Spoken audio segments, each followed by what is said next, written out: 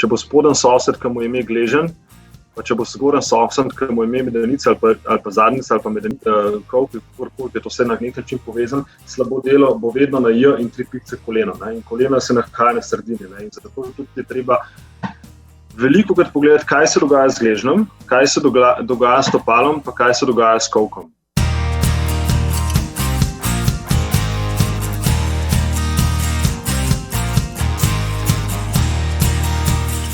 Živijo, Gašper, dobrodošel, hvala, ker si se odzval mojemu vabilu.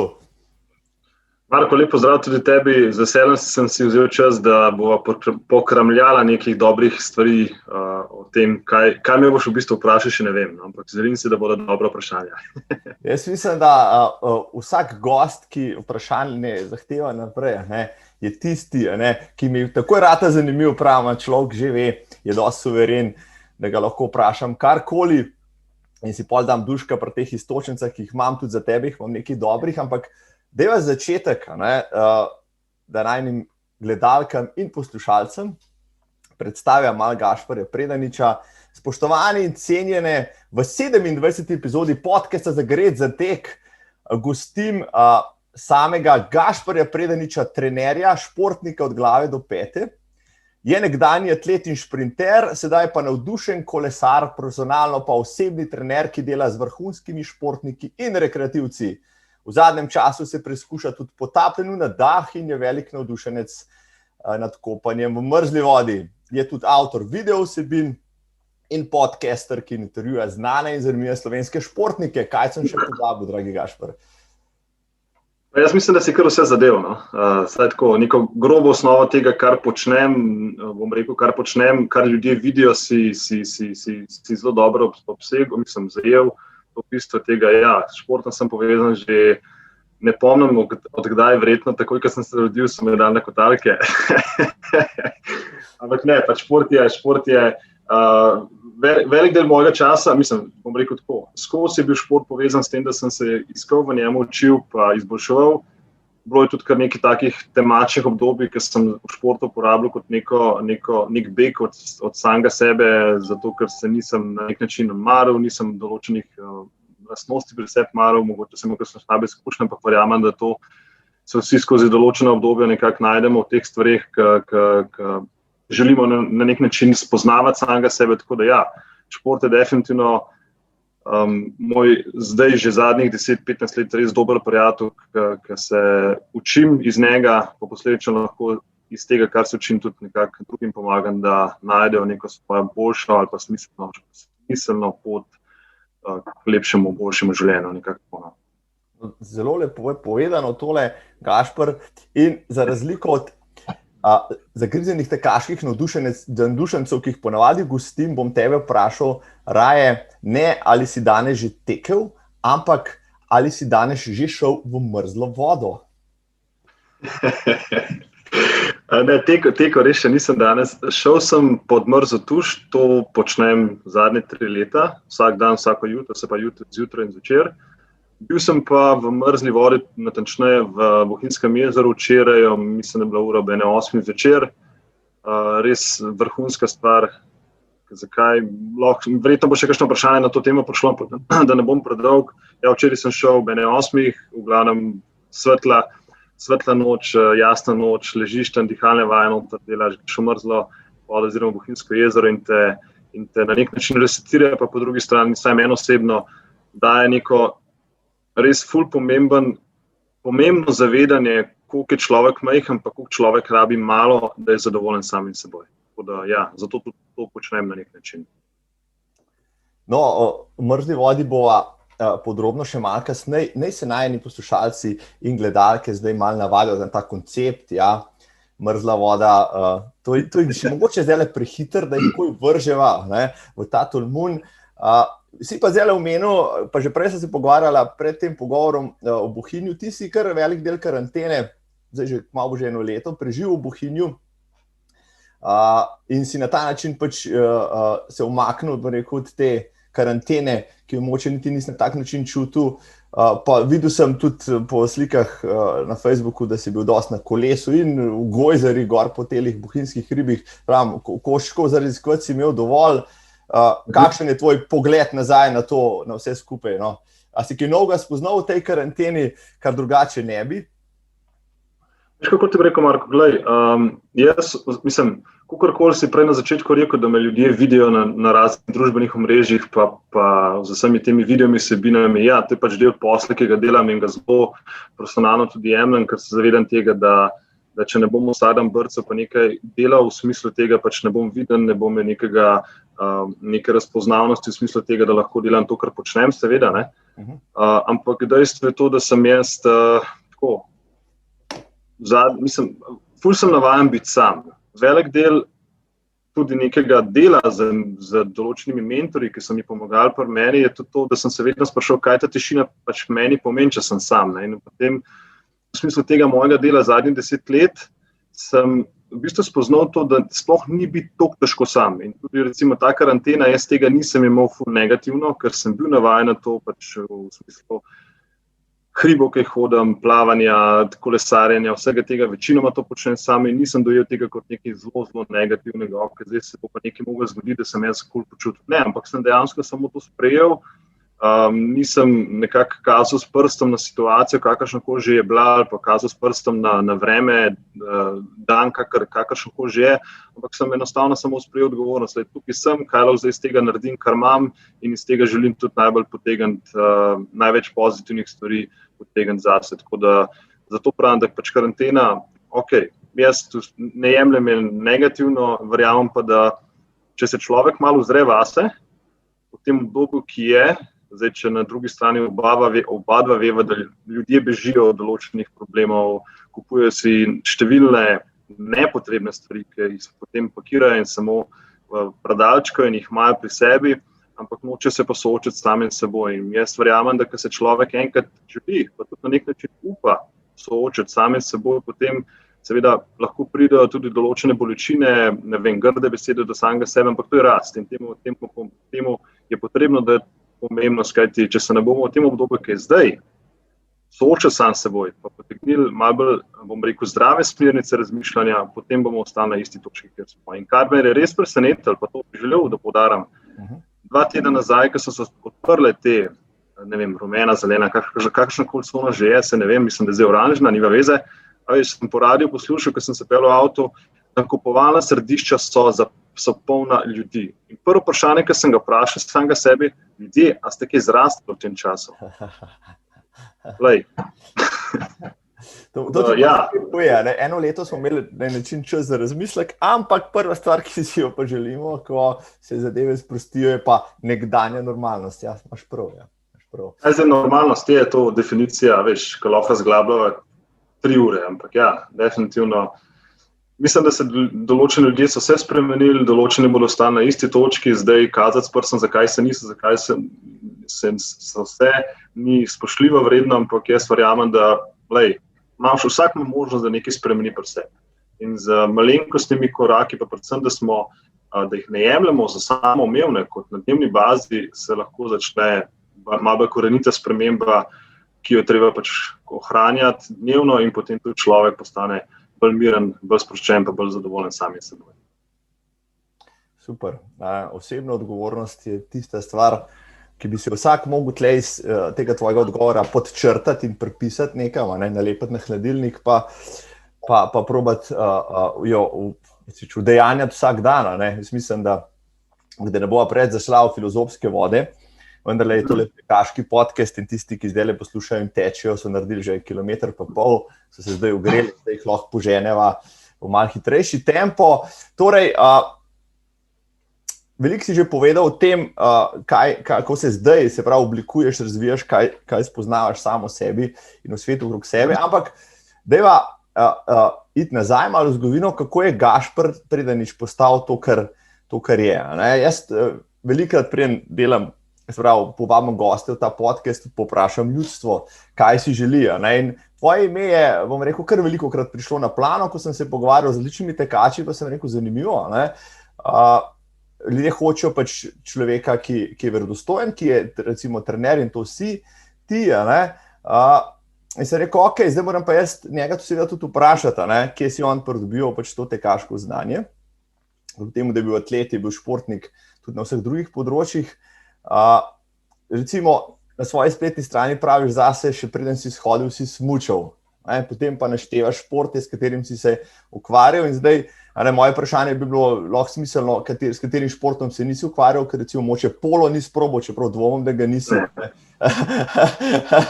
Ampak dejva takole, atletiko si šel dokaj pozno, pri 18 letih, če se ne motim, tam nekje. Dejva, kaj si vse prej počel, pa imam poljeno vprašanje z tega izvedeno, ki ti bo moče tudi zanimivo, ampak dej čist moče tako plastično vrišeš tvojo pot, se pravi od prvih korakov do tega, da si potem šel dejansko v vrhunski šport. Zdaj govoriva čisto iz področja športa, aktivnosti, iz tega področja? Recimo, ja, tako, ja. Okay. Mislim, glej, starša sta bila tista pozitivna krivca, ki sta oba dva naju z bratom z Rokom upeljala v šport, še posebej oče je bil zelo športno aktiven, učitelj smučanja itd. In tudi oba sva bila v mladih letih vpeta v smučanje, Rok malo dlje kot sam jaz. Potem pa seveda tudi imeli smo tukaj v Bohinju sem veliko časa preživel starši v smislu smučanja na Voglu, kakorkoli. In tle se vse skupaj začelo. In potem osnovna šola je bila tista, kjer sam veš, ker smo igrali raznovrstne športne aktivnosti, od nogometa, košarke, kaj je bilo še kaj takega, med dvema ognjema itd. In že takrat sva bila znana z Rokom oba, da pač ne mora biti primer. A veš, jaz sem že takrat čutil, da šport je tisto, kar rad počnem, aktivnost je tisto, kar rad počnem in velikokrat se spomnim tudi obdobja, poletja recimo, kar zdaj tega seveda ni več toliko v taki količini.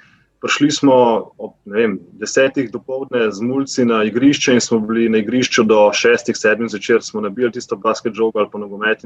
A veš, tukaj smo se razvijali, ni bilo teh telefonov, ni bilo teh nekih teh umetnih pogojev, da je otrok zdrav pa srečen. In tle se potem tudi začelo vse skupaj razvijati to, da sem spoznal kolo, oziroma kolo sem že imel pri 2 letih, 3 letih, 5 letih in sem se nekako zaljubil v to disciplino.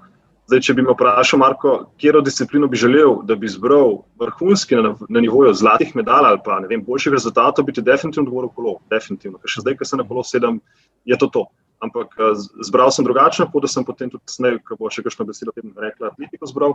Tako da v bistvu kolo je bilo ves čas prisotno. Razen v obdobju resnega treniranja atletike, to je bilo od 18. pa do 28. leta, ker ne moreš kombinirati teh dveh aktivnosti, ne. Potem, kaj je bilo še? Bil je še hokej, 6 let hokeja, bil sem vratar pri Olimpiji, treniral sem ga od 10. do 16. leta, potem hokej sem zaključil zaradi dosti, bom rekel, negativne izkušnje, ki je bila vezana predvsem na to, da sem bil drugi vratar. Veš, to je tako, otrok, ki se trudi, pa ki ful trenira nekaj, pa se, bom rekel, disciplinirane, pa to res rad počne, je tudi otrok, ki bi mogoče rad dobil kakšno priložnost, da ne tekmi, da kakšen gol odbrani, ampak te priložnosti je bilo pri meni ful premalo, pa ne zato, da ne bi bil perspektiven, bil sem priden, rezultati so bili v redu, ampak okoliščine so bile kakršnekoli so že bile in se spomnim potem na eni tekmi, ker smo ga proti Slavi, zmagovali smo že po 10-0, pa me trener ni dal v gol in sem v drugi tretjini sem šel v garderobo, star sem bil takrat, mislim, da 15-16 let, ja. Šel sem v garderobo in sem pustil vse tam, oče bil itak na tribuni, sem bil okan, sem šel do njega, sem rekel, jaz nočem več trenirati in sem dejansko zapustil Halo Tivoli in takrat nisem več prišel v Halo Tivoli, z neko sem trenirati in mislim, da je potem minilo enih 15 let, da sem prvi spet stopil na drsalke. Tako da ta izkušnja bila tista, ki jo zdaj tudi nekako prelagam iz vidika vrhunskega, bom rekel, dela s mlajšimi, ne, a veš, pri mlajših je problem to, štejo samo zlate medalje, pa štejo samo prva mesta. Ni res. In to je tisto, kar hočem tudi mlajšim vcepati v glavo, da pomembno, da se trudiš, da ne odnehaš, da vztrajaš, da se spaci, da takrat spoznaš, kaj je res vredno in podobno. Ne. Tako da pol je bilo konec hokeja, potem je bilo 3 leta kolesarjenja, potem sem pa zamenil kolo sam za noge in sem šel v atletiko. Treniral sem tam v bistvu od 60-100 metrov najdlje skok s palico 4 leta, dokler se nisem dobro fentil, pa sem dobil nek strah, potem sem šel na 400 metrov, potem sem pa si na koncu rekel 28 leta, takrat sem rekel, da bom jaz zimsko sezono spustil, čisto zaradi občutka, pa sem en testen kolo kupil, sem dobil in kolo me takrat zasvojil in sem rekel, ok, dosti imam in sem zaključil z dobro sezono in to je to. tako nekako je ta moja športna pot šla, do 28 leta. Potem je bilo pa pač trenersko delo, o tem bo pa verjetno še kasneje rekla.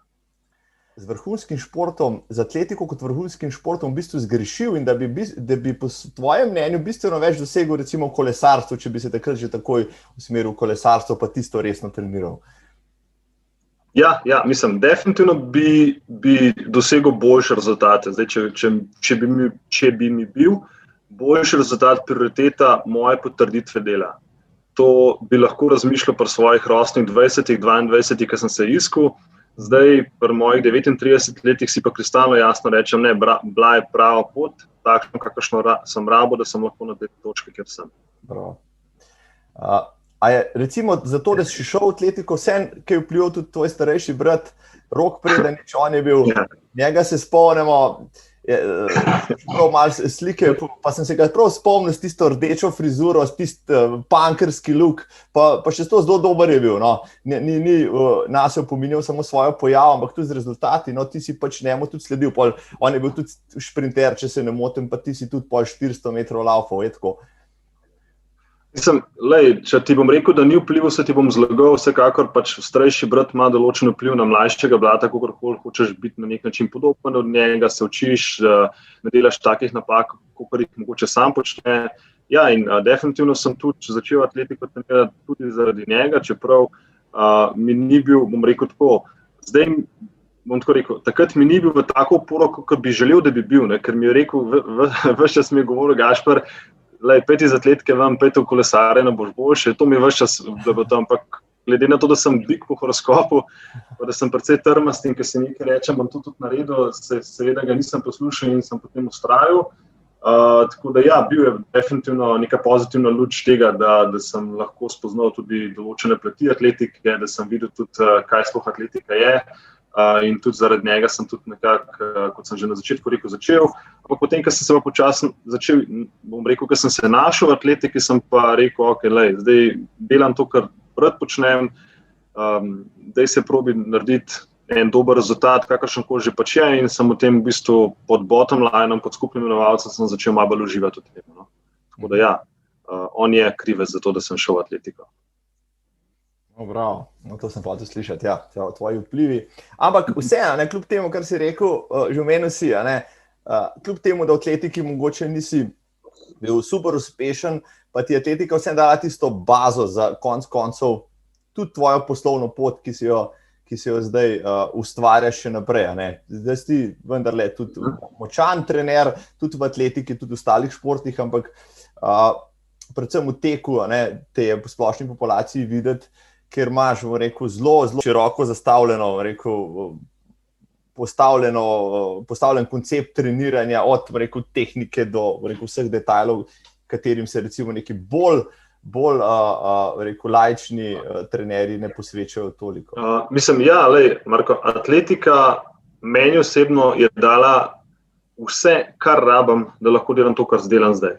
Zato, ker mi je dala od razumevanja gibalnih osnov, od razumevanja trenažnega procesa, od razumevanja, da ne gre vse iz danes na jutri, od razumevanja potem tega gibalnega procesa, od razumevanja poslušanja samega sebe, kdaj ja, kdaj ne, zakaj ne. Ta cel skupek nekih lastnosti mi je dala, da lahko, mislim, bom rekel, vse te lastnosti sem seveda najprej testiral pa preizkušal na samem sebi. Če nekaj sam prebereš, pa če tega ne živiš, pa mogoče tudi ne testiraš oziroma ne probavaš, potem se mi zdi, da se čuti to, ne bom rekel neresnic, ampak ne kvaliteto temu, kar dejansko počneš. Ne? In ravno zaradi atletike, ker je toliko širok pojem, ker toliko se sam veš, kaj vse atletske discipline so, ne? Lahko tudi zaradi tega veliko bolj razumem ne samo, bom rekel, na eni strani atleta ali pa tekača, pa na drugi strani tudi recimo košarkaša, nogometaša, neko starejšo gospo, ki nič ne počne, pa bi rada nekaj počela danes, pa bi izboljšala samega sebe, dati neko osnovo, ki človek, zelo preprosto je, na človeško telo je narejeno za gibanje. Noge imamo zato, da hodimo, rit imamo zato, da nas postoji po konci, trebušne steno imamo, da smo ravni, mišice na ramenskem obroču imamo zato, da imamo rame tle, take stvari. In ko začneš malo kontekst rekel, razumevanja dajati, potem tudi veliko lažje rečeš, ok, ta vaja je primerna zato, ker 3 pice, ta vaja ni primerna zato, ker 3 pice. In tukaj se mi zdi, da je pomemben del, da lahko potem nadgrajuješ en performance športnika ali pa na drugi strani performance nekega čist navadnega smrtnika. No, Gašper, jaz sem najprej nate naletel, kakih 10 let nazaj, ko sem študiral te skrivnosti tehnike teka in tako naprej, kot bosonogec, kot laik, potem poskušal to znanje prodajati tudi naprej, dokler pač nisem naletel na en video, ki si ga imel na Facebooku, mislim, da ga je celo en najin skupen prijatelj Jan Kok snemal zate. In takoj si zbudil mojo pozornost, ker si imel že takrat, se mi zdel tako izdelan nastop, no bullshit prezentacija, zelo konkretno je bilo vse, brez nepotrebnega balasta, tako kot si prej govoril, ne? Naslovil si pač problematiko direktno in jo tudi napadil z direktnimi odgovori, ne? In sem rekel, in takrat sem dobil nek pač spoštovanje, sem rekel, tistih, ki imajo več znanja, sem rekel, če se tole greš, se je pač zares, ne? Ali pa rajš ne, ker to delati nekaj na pol, lahko narediš več škode kot koristi. No, mi, da ste se pol srečali, da se spomnim v živo prvič na Pospeši ritem, tam si bil eden tistih glavnih trenerjev, no, in sem te videl pol enkrat tudi v praksi, kako delaš, ne, tam z večjimi skupinami, in sem pač tudi videl, da imaš podlago, ki jo pač človek rabi za to, da dela z ljudmi. Ne. Zdaj, ti si pač znaš delati s posameznikom in tudi s skupinami. Ne? Recimo na Pospeši ritem je bilo treba delati z bistveno večjo skupino, kot pa recimo 1 na 1. Ne? Kako se recimo skozi tvoje delo ta pristop razlikuje? No? V smislu dela 1 na 1 ali pa skupine? Recimo, ne, ker pa 1 na 1 se lahko bolj posvetiš individualnemu posamezniku in nasloviš njegove potrebe in želje. Skupino moraš pa vendarle, kako njim nekaj prezentirati, da bo vsem koristilo, ne? Čeprav sam pri sebi veš, da bi se mogel z vsakim posebej ukvarjati, pa vsakmu dati čisto specifično, recimo tudi vajo ali pa nekaj zadelati in tako naprej. Zdaj, če se pogovarjajo točno o tehniki teka, pa teku, verjetno o tem misliš? Recimo, ja, okay. Če so pri teku, ja.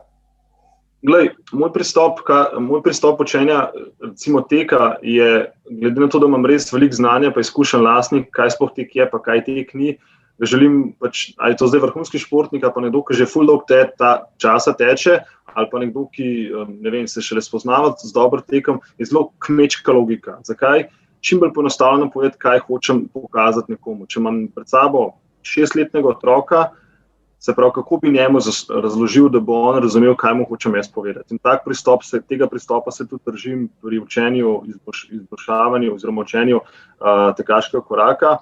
Seveda zdaj na eni strani, če delam 1 na 1 ali pa v skupini, je seveda mindset, ki ga imam v skupini, podoben 1 na 1. Zakaj? Ker tam vidim, recimo, če imam skupino 20, je to 20 posameznikov, ki jih želim kvaliteto dati. In zdaj nočem se, jaz še vedno tako gledam, zelo hitro lahko, napake niso napačne. Ne? Če delamo napake, je v redu, ampak če delamo ves čas iste napake, je problem. In jaz to zase pravim, ne? Če naredim napako, v redu, sem naredil napako, se upravičam, grem dalje. Ne? Ampak glede na to, da hočem biti kredibilen, si ne smem privoščiti teh napak preveč, ker potem bodo ljudje rekli, se ta pa bullshit prodaja, ta pa nič ne ve, in bodo rekli, Gašper Prenič sploh ne ve, kako počne. In tega se zelo dobro zavedam in zato tukaj strokovno pa profesionalno pristopam do načina dela, ki ga imam. Jaz takrat padam v nek poseben fokus, ker se zelo redko tudi, bom rekel, še posebej, kar se tehnike teka tiče, zelo, zelo redko, da bi rekel, ok, danes se moram pa pripraviti na trening. Zakaj ne?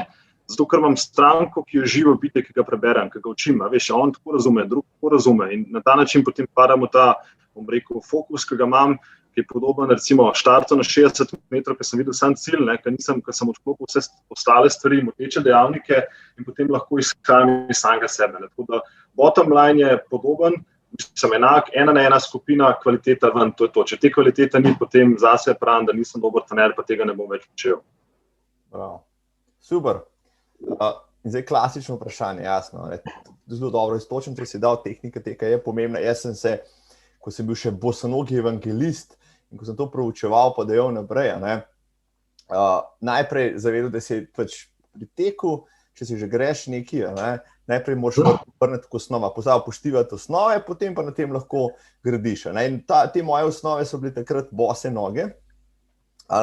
ker sem ugotavljal ne samo pri sebi, tudi potem pri drugih, ki sem jih analiziral, da ko se človek sezuje, teče čist drugače, kot pa, ko je obut. In z tega sem potem izhajal, tako na tem gradil, pač tisto filozofijo. Zdaj, bom rekel, gledam na vse skupaj, sem se to postaral, pa malo širše gledam na vse skupaj, tako kot sem včasih na paleo gledal, pa zdaj to tudi čist drugače gledal. Preveč osko gledanje to včasih vodi v confirmation bias, to pa ni v redu, ampak vprašanje zate pa, jasno, kaj praviš, a sodobniki smo v osnovi pozabili in ne znamo več pravilno teči in hoditi? Moj odgovor ti bom rekel definitivno ja. A veš, in tudi, še preden ti malo specifično odgovorim, je tudi moj problem tega dela, ki ga počnem.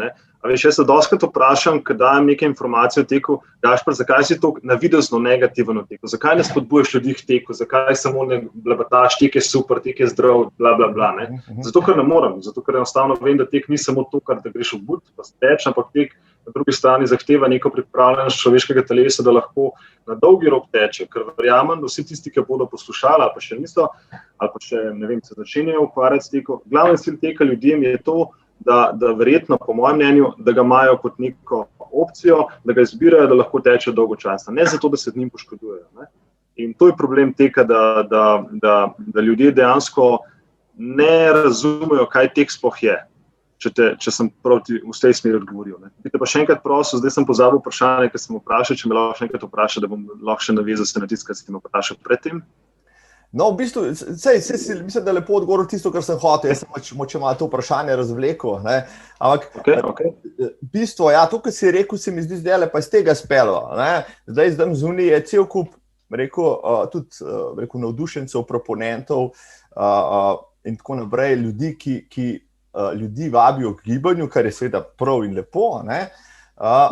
Kokrat se mi pa zdi, da potem prideš ti, pa rečeš, fantje, relax, super je, da se gibate, se v osnovi vsako gibanje je super gibanje, ampak ko je to gibanje kar naenkrat, bom rekel, zelo konsistentno, lahko postane preobremenjujoče, če je to gibanje napačno. Se pravim, se jaz grem lahko zdaj dvigati, bom rekel, kettlebelle, pa mi bo sigurno koristil, če jih na dan prelagam 10 minut, kakorkoli že prelagam, ko se začnem tega lotevati malo bolj resno, pa z tega naredim vadbo, če jih ne prelagam pravilno, bom v enem letu lahko naredil več škode sebi kot koristi. To je bilo tisto moje osnovno vprašanje. Fajn je, gibamo se, a znamo prav hoditi, recimo, če smo že pri tem. Oprosti, to sem ti hotel, zdaj sem se spomnil, to, kar si rekel, hoja, Ja, človeško telo je v osnovi bilo narejeno za to, da hodi. Oba veva, da zaradi načina življenja, ki ga živimo, ogromno ljudi 6-8 ur, kakorkoli presedi. A je to zdaj v pisarni, a je to zdaj za mizo, a je to v avtomobilu, kakorkoli pač ta položaj za telo, zdaj, če ni, bom rekel, ne da ni zdrav, če se ga zavedamo, pa da je to 10-15 minut na dan ali pa večkrat ostanemo, je vse lepo in prav. Sam problematika tega položaja je pa to, da naše zadnjične mišice, ki so najbolj ključne mišice za izvedbo varnega tekaškega koraka, začnejo ugašati. Še posebej naša zadnjica, ritna mišica, ki poznamo tudi sindrom mrtve zadnjice, kar pomeni to, da enostavno zadnjica nima več znanja, kako bi se mogla ona skrčati. Kaj pa naloga zadnjice, je to, da nas dvigne po konci, da drži medenico v dobrem položaju, da varuje ledven del, se pravi močna zadnjica, stabilna medenica, potem tudi varujejo spodnji del, se pravi od gležnjev, kolena, kolkov, in če zadnjica tega več nima, kaj se začne dogajati, je seveda ruši se na sistem. In tudi recimo sama hoja kot taka, pa bo spet Gašper negativen, ki bo rekel, ljudje ne znajo hoditi. Zakaj ne znajo hoditi? Se bo človek rekel, kako ne znam hoditi, se grem pač hoditi. Vse lepo in prav, Sam hoja, v kateri se zavedamo svojega gibanja, je popolnoma drugačna od hoje, v kateri se ne zavedamo svojega gibanja. In govorim predvsem iz izkušenj trenerstva, da ogromno ljudi, s katerimi sem delal, tudi tekačev, ne znajo vklopiti zadnjičnih mišic. In če ne znaš zadnjičnih mišic vklopiti, kaj se dogaja, Hoja je premikanje ene noge naprej, se pravi, ko prenesemo levo nogo, se kaj za medenico zgodi, se zniža. In ko se medenica zniža, se tudi cel naš jambor ukrivi, ledeni del se ukrivi, pritiski se prenese na vrtenca, koleno se zarotira noter, gležen se recimo zarotira noter in pride do problematike, ker bi človek rekel, ok, se izhoja, se pa ne moreš poškodovati. Ok, res je, veliko manjša tendenca je kot pri teku, če pa nanesem na to tek, glavna razlika hoja pa tek je pa ta, da ima tek fazo leta, se pravi, ko udrinemo iz ene noge na drugo, je naše telo v zraku in pristanemo potem na nogo. Ne? In če ta mišična muskulatura, o kateri razlagam, ne deluje dobro, seveda potem pride do tega poškodb, ker potem velikokrat ljudje napačne rešitve iščejo, ok, superge so krive. Niso superge krive, daleč od tega, da bi bile superge krive. Ne? Krivo je to, ker mogoče si niste vzeli časa, pa malo bolj razmislili, kaj tek sploh je, začel malo bolj kontinuirano trening delati ali pa teči, da ni bil vaš cilj iz danes na jutri maraton, da mogoče tudi sploh ne greste na maraton, pa pojdite samo raziskati samega sebe v naravi s hojo, z zavedanjem, pa je to potem tisto, kar sem tudi sam, recimo pri atletiki, najbolj raziskoval, zakaj je navaja, kako naredim šprint, kako naredim skok, zakaj ta vaja. To je tisto, če ne veš, zakaj, potem brez da to počneš. To, kar si zdaj rekel, me je zabolel v dno muskulusa, gluteusa, maximusa zdaj.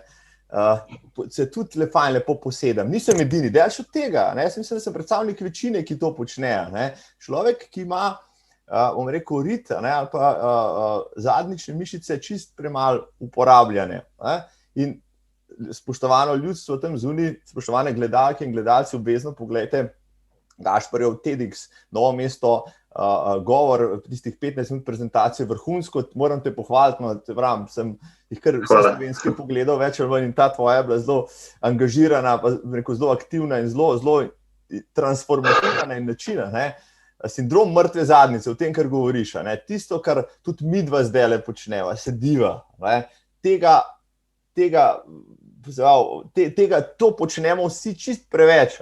In kontra, potem proti zdravila za to pa ne apliciramo potem na to. Se strinjam. Ravno to, kar si omenil, da pač, kot so rekla na začetku, oziroma sem ti omenil, sedenje je problematično.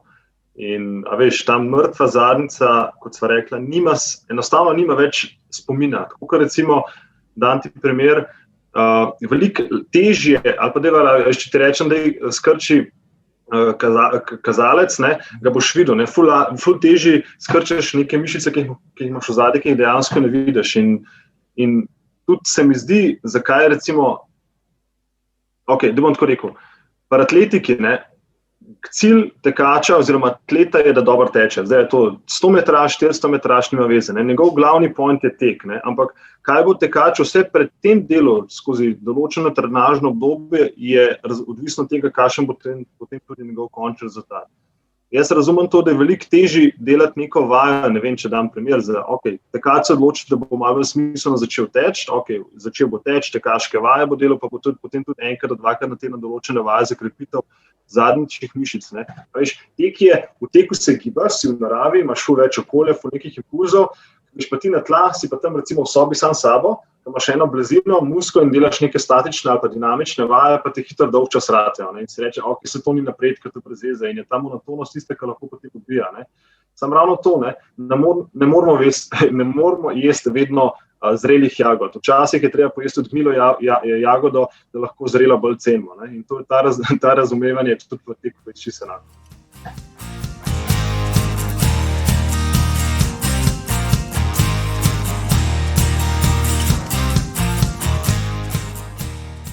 A rekreativci, slovenski rekreativci, ki začnejo recimo teči, to si že prej rekel, tek je zdrav, vsaj tako je predstavljen, res je tako, ampak je tudi zdravja lahko preveč, ali v narekovaju, slovenski rekreativci tečejo preveč. Se ti zdi, da potem, ko nekdo zapopade v tek, čist preveč posnema nekega profesionalnega ali poprofesionalnega tekača, s tem, da, kot si prej rekel, spet se ne vežejo na isto. Ti kot profesionalci imel res dodelane osnove, točno si mu tehnično in vse ostalo, bom rekel, ogrevanje, razgibavanje, krepitvami teh mišic narejeno, medtem ko rekreativc vidi recimo samo tekaške treninge nekega malo boljšega tekača in sledi temu planu, ko zanemari osnove, potem hitro naredi vsak kilometer več, ne napredka, ampak rekel škodo. Se pravi, ali slovenski rekreativci v osnovi, tisti, ki resno tečejo preveč in bi bilo boljše mogoče, da menjajo tudi tek s kakšnim drugim športom, če že ne s tistim, kar sem prej rekla. Mislim, da je tako, da bi prav vedel, kako oni tečejo, ne vem, ker jih ne spremljam toliko, ampak bom pa čisto iz izkušenj dela z določenim, bom tako rekel, ali pa pogledal mojih osebnih, je to, da vsekakor je problem, če gremo samo v eno smer, zato ker je mogoče, ne vem, nam predstavljena kot super smer, ker je marketinško to podprta, ker smo mi v nekem težkem obdobju ali pa čudnem obdobju, pa nismo sami zadovoljni, pa gremo, zdaj gremo pa na polno teč, da bo zato, da bomo dokazali samemu sebi, koliko smo in sploh super in ne vem kva, to ne spada v kontekst športa. V kontekst športa seveda spada še posebej recimo za veliko spoštovanje do atletike, ki jo imam in hkrati teka, je to, da je treba delati na dolgi rok. Ja, in jasno, treba je tudi raznolike stvari noter v trenažnem procesu. Ni tek samo edina stvar, ki bo pila vodo. Pa še posebej se je potrebno zavedati stresnega faktorja, da za lažjo predstavitev bom rekel stresnega balona, ne. Dam recimo za primer rekreativca Jožeta. Jože je star 35 let ali pa 40 let, kakorkoli, in ta Jože ima 8-urni delovnik, ima svojo familijo, se pravi familijo, ki mora preživljati, ima določene mogoče še kakšne svoje osebne projekte zraven in to so recimo stresni faktori, ki vplivajo na njegovo telo in potem je srednje aktiven in se bo odločil, zdaj bom pa je še en balon gor zraven dal tek, ker sem prebral, da je tek full cool, zato ker bi rad, ne vem, tekel vrhunski rezultat in začne še ta balon dajati. Ampak bottom line teh balonov je pa to, kakšen imaš ti recovery, kakšen imaš ti odnos do samega sebe, kakšne so tvoje dihalne navade, koliko daš nekih smernic prehrani, a je ta prehrana zadovoljiva, da ti pokrijo vse te, bom rekel, ta glavne stvari, ki jih tvoje telo potrebuje za regeneracijo. Tukaj veliko pa nastane problem. Tukaj pa nastane problem, ker je to stresno okolje balona tek toliko intenzivno, da potem vse stalo začne pešati, spanje, kvaliteta odnosa, utrujenost, preturniranost in potem seveda pride do poškodb in se potem Jože reče, malej, ta tek ni zame, bom jaz rajši kaj drugega začel delati. In to je problem teh vrhunskih rekreativcev, ki seveda jih spoštujem in želim, da dobro tečejo. Sami je treba se zavedati, vsaj smo starejši, telo nam pa neke znake daje, ki jih ne poslušamo ali jih pa tudi ne želimo slišati, zato ker mislimo, da je naš ego bolj pameten kot on. Vrhunski odgovor, Gašper, res vrhunski. Iz tega tvojega odgovora bom naredil siguren klip, ker si tako dobro povedal, res, to mi je všeč, kar si zdajle, pa tudi poznam nekaj Jožetov, ki se bi najdel v tem. Jaz sem večkrat sam in tudi govoril in zapisal še to nekje, da me zmer presenečal. Pa mogoče sem bil tudi sam tak, sem bil mlajši, ko prideš v cilj maratona, pa gledaš tiste, ki prihajajo not, pa ljudje, ki mečejo ure po tleh zaradi tega, ker so par sekund zgrešili nek čas, in so pa zaradi tega cel dan slabe volje, zaradi nečesa, bom rekel, velikega, kar so naredili pretekel maraton, bi mogli biti, bom rekel, povzdignjeni, navdušeni, ampak ker je šlo pa tistih nekaj sekund hudirijo, je pa zdaj vse skupaj šlo brez veze, to se mi zdi tako, kot si ti zdaj rekel, kako si narediti iz neke prostočasne zdrave dejavnosti en ogromen stresni balon, pa si škoditi na več področjih, poleg družine pa lastnega psihičnega zdravja, še ne vem čem. Koliko si pa ti najdel preteku, recimo v kosu, če sva že pri tebi? Najdlje sem pretekel 10. 10, pa rezultat niti ni bil toliko slab, zdaj ne vem, boš ti bolj popravil, ker nisem toliko domač v teh rezultatih, mislim, da sem odtekel 37-0. Vrhunsko. To je bilo, ne vem, koliko let nazaj, ampak še vedno pa recimo zelo rad, ko grem na stadion, ne vem, tudi sam se boš verjetno strinjal s tem, ta vonj po tartanu je tak poseben. Ne vem, tisti, ki smo bili atleti, pa mogoče kakšen atlet, ki bo spremljal, tisti vonj po tartanu ti je, ne vem, res lepa, res odlična stvar. Še posebej pa je na atletskem stadionu, recimo, ko grem, mi je všeč ta samota, veš, tam je una steza, rdeča steza, ne vem, grem narediti v šprintercah, ne grem več, ker tudi vem, zakaj ne, ker bi se lahko hitro fentil, ker nisem pripravljen za tako intenzivnost, ampak tu in tam grem kakšno, ne vem, 150 kot laufa, 200 tako, ti zadobim, veš, da zalet pa lepo tečeš in mi je čisto dovolj. No. Ta občutek mi je še vedno isti, kot takrat, ko sem nehal trenirati. Sem pa, priznam, lansko leto ene parkrat šel v Vodicah, ko sem doma, sem šel ene parkrat zjutraj, tam za ene 3-4 km teč, ampak pri meni zgleda tek tako, ne.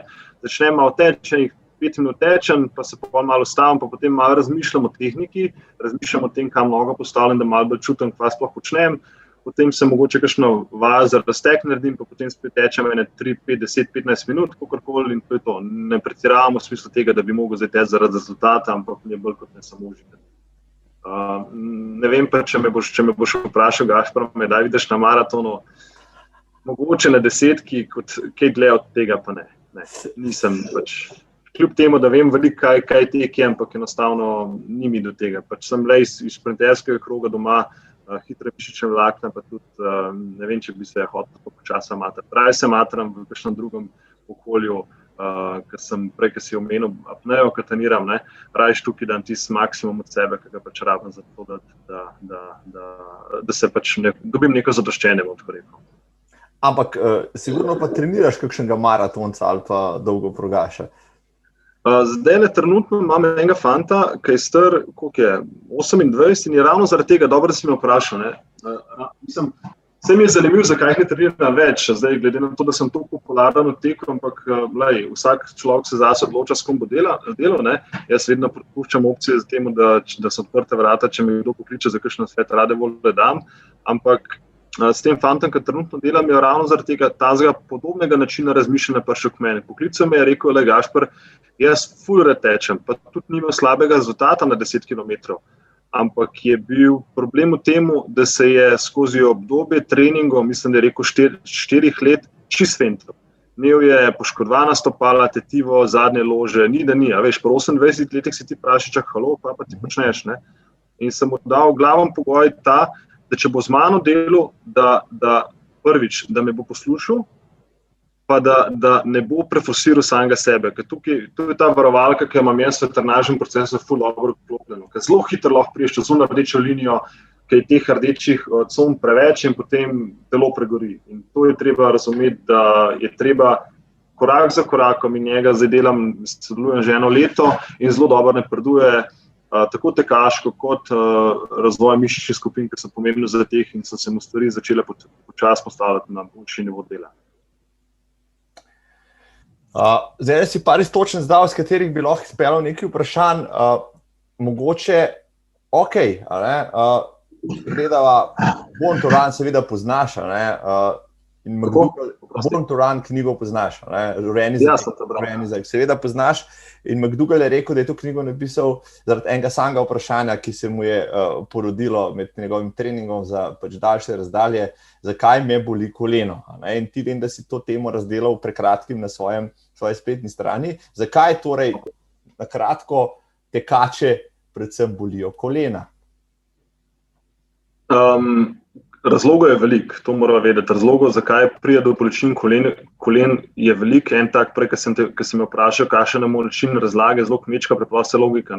Če bo spodnji sosed, ki mu je ime gleženj, pa če bo zgornji sosed, ki mu je ime medenica ali pa zadnjica ali pa kolk, je to vse na nek način povezan, slabo delo bo vedno na J in 3 pikce koleno. In kolena se nahaja na sredini. In zato tudi je treba veliko krat pogledati, kaj se dogaja z gležnjem, kaj se dogaja s stopalom, pa kaj se dogaja s kolkom in pa hkrati medenico. In koleno, če izvzamemo vse te stvari, seveda koleno nasrka ravno zaradi faze leta, ravno zaradi tega, ker tekači delajo predolge korake. Jasno je, ko je faza leta predolga, je potem tudi čas leta v zraku daljši, in je tudi posledično potem pritisk oziroma sama sila pristanka bistveno večja.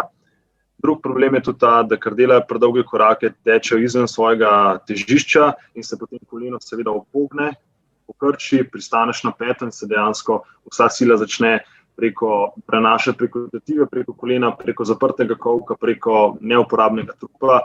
To so ene izmed teh glavnejših poudarkov. Zakaj? Potem pa seveda, če govorim čisto iz vidika mišične razvitosti, jasno, zato ker zadnjica ni dobro razvita, zato ker so prednje mišice prekratke, preintenzivne, ker vleče medenico naprej, zato ker telesno jedro ni dobro razvito, nima dobrega suporta.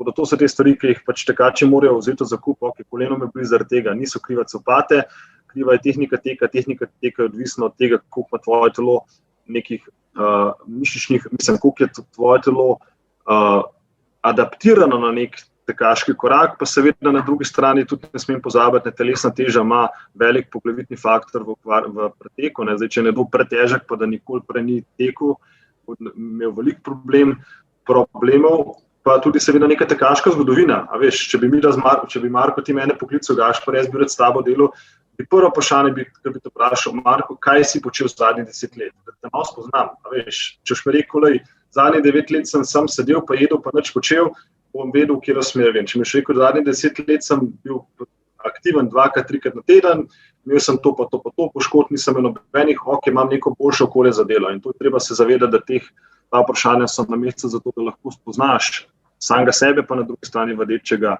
ali pa varovanca, s katerim pač delaš. Ok, se pravi, zdaj diagnozo mala, kaj bi pa ti priporočil, pa rečemo čisto najnemu poslušalstvu in gledalstvu.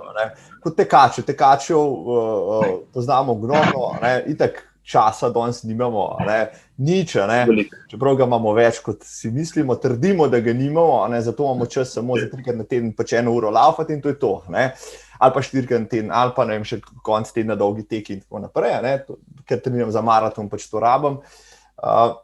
Ampak potem vsak po študijah, ki so tam zunaj, so bile takrat tudi popularne, ko je McDougall pisal svojo knjigo, se vsako leto poškoduje med 50 in 70% tekačev. Se pravi, skoraj vsak tekač se vsaj v 2 letih enkrat poškoduje, tako ali drugače. Začenši s koleni navzdol do gležnja in stopala in navzgor do pač medenice, kolkov in tako naprej, hrbtenice na vse zadnje. Kaj bi bilo kaj bi vsak tekač, če že pravi gibanje, moral še počenjati? Vsaj rečeva, deva tiste osnovne poudarke, nek osnovni trening za moč, morda raztezanje, kaj bi ti priporočil nekomu tako? S tem pa sigurno ne moreš faliti. Zdaj izhajava iz tega, če govorimo o tekačih, ki so že poškodovani, bom rekel, če ga nekoga, ki že boli koleno, ali nekdo, ki je čisto popolnoma zdrav, pa nima nobenih težav. Pa dajva nasloviti tiste, ki zaenkrat še niso poškodovani, pa mogoče rehabilitirance malo kasneje. Ok, mislim, prva vredna stvar za razmišljanje glede tega je obutev, vsekakor, čeprav jaz se bom, Marko, strinjal s tabo, da bosonog tek pa vaje, ki jih delamo bosi, so vsekakor ful dober doprinos k boljšemu teku, jasno je. Ampak problem pa tega je nekdo, ki pa nima dobro razvite mišične vezivnega tkiva, pa če bo imel premalo blažene copate, pa če ne bo malo pretežek, je ta premalo blažen copat vsekakor lahko velik faktor pri poškodbi. Veliko je treba tudi pogledati, kakšno supergo imamo. Jaz nisem zagovornik premalo blaženih, raje vidim, da je copat malo bolj blažen, pa še vedno dovolj stabilen, da daje neko suport. Na drugi strani pa lahko greš včasih na kakšen lep travnik, pa delaš kakšne tam bose vaje, tekaške vaje, pa bo veliko več koristi iz tega narejeno. Potem zdaj, a veš, stretching ja, gibljivost ja, ne. Zdaj ne morem reči ja in niti ne, zato ker ne vem, kakšnega posameznika imam. Izkušnja dela z žensko populacijo je ta, da one niti ne rabijo toliko, bom rekel, treninga za mobilnost, ker so same po sebi že dovolj mobilne. Pri fantih, pri moških je to malo drugače, tako da pri puncah bi rekel, govorim čisto neka splošna slika, da me ne bo kdo vlekel za nos, ampak ja, splošna slika je, da se vedno vrtimo v fazi mobilnosti, stabilnosti. Če nekaj je preveč mobilno, ne bomo dali več stabilnosti in obratno. Jasno pa je, da če zdaj rečem, kaj ja, definitivno, da delite vaje za krepitev telesnega jedra, to niso oni old school trebušnjaki, ki se dvigujem, pa jih delamo 500 ponovitev, da nas peče, ampak malo se pozanimite na netu, je ogromno takih vaj, ki koristijo samemu namenu. Druga zadeva je da dajte noter v trenažni proces kakšne vaje za propriocepcijo, po domače povedano lovljenje ravnotežja, bote bosi malo, držite ravnotežje na eni nogi, na drugi nogi, mogoče, ne vem, držiš 5 sekund na eni, pa stopaš na drugo nogo, pa to delaš 20-30 metrov, ful pomemben faktor zavedanja, pa bom rekel, boljšega performansa športnika. Potem je tretja zadeva, je tudi seveda nek trening moči. Zdaj, a veš, moč je ful splošna. Tukaj ne govorim za moč, da ti v en fitness pa dela 200 kg počepa, pa ne vem kaj, čisto osnovne stvari. Zdaj, če me vprašaš, Marko, kaj pa treningu močija, definitivno svetujem več enonožnih stvari kot dvonožnih stvari. Dam primer, a so to zdaj izpadni koraki na mestu, izpadni koraki nazaj, stopanje z eno nogo na nek boks ali pa na klopco. Zakaj enonožno? Zato, ker tek je enonožno gibanje. Ne tečemo z 2 nogama. Ne? In to so stvari, ki jih potem, recimo, če dam čisto primer, izpadni korak nazaj, kaj z njemu? Krepimo zadnjo ložo, krepimo zadnico, krepimo kolenske strukture, stegensko mišico, krepimo ledven del, ki nam pomaga pri samem pravilnem postavljanju v nek položaj. Tako da to so stvari, ki jih potem definitivno nadgrajuješ, potem ta, bom rekel, preventivni del, da ima lahko tekač seveda manj poškodb. Še ena stvar, ki je pomembna, seveda, da ne pozabim, več zavedanja, dihanja. Zakaj dihanja? Dihanje je, če ne dihaš, umreš, simpel, ne? Zelo. Če nehaš dihati, pač pol minut, 1 minuto, brez zraka, kakorkoli, pač je gotova stvar. Ne? In pri teku je problem pa ta, ne? Tek je aerobna aktivnost, se pravi, in hkrati anaerobna, seveda. In ker pride do nekega povišenega pulza, kaj se dogaja, ful dihamo prsno, zato ker telo teži k temu, da dobimo čim več kisika, da lahko pač malo delujemo. Ne? Ampak problem je pa ta, da ogromno ljudi sploh ne zna dihati. V smislu, tudi če niso športno aktivni, ful dihajo prsno, ne znajo uporabljati trebušne prepone. In zakaj je trebušna prepona tako pomembna pri dihalnem sistemu? Zaradi tega, ker je prvič, deluje na živčni sistem, ki nam ga lahko sprošča. Če dihamo s komom prsno, smo ves čas obremenjeni v rdeči coni in dejansko ne moramo priti v recovery mode. Torej, trebušna prepona je pomemben del tega faktorja. Drugi faktor je tudi ta, da trebušna prepona je zelo pomembna stabilizacijska mišica. Čisto po domač povem, ker ti dobro dihneš, trebušna prepona raztegne in upre v prsni koš pa medenico. In to je ena izmed stvari, zakaj dihanje s trebušno prepono je pomembno v fazi priprave. Ne? Ker seveda pride do nekega maksimalnega outputa, je pomembno, da imamo ful zraka v sebi. Ne? Ampak dejstvo pa tudi eno, človek, ki se bo naučil boljše dihati, bo imel tudi pri neki manjši obremenitvi, ne govorim zdaj pri maksimalnem pulzu, manjšo potrebo po dihanju. Ne? Ker kaj pa cilj? Ne? Cilj je tega, da v 1 minuti normalnega življenja naredimo manj vdihov, ne več. In manj vdihov, ko imaš, telo je bolj sproščeno, telo se bolj dela, več CO2 je noter, ker CO2 je pomemben faktor tega, da lahko telo izkorišča kisik in je potem tudi faktor tega boljši glede performansa, spanja, regeneracije itd. Evo, to nekako čisto na kratko.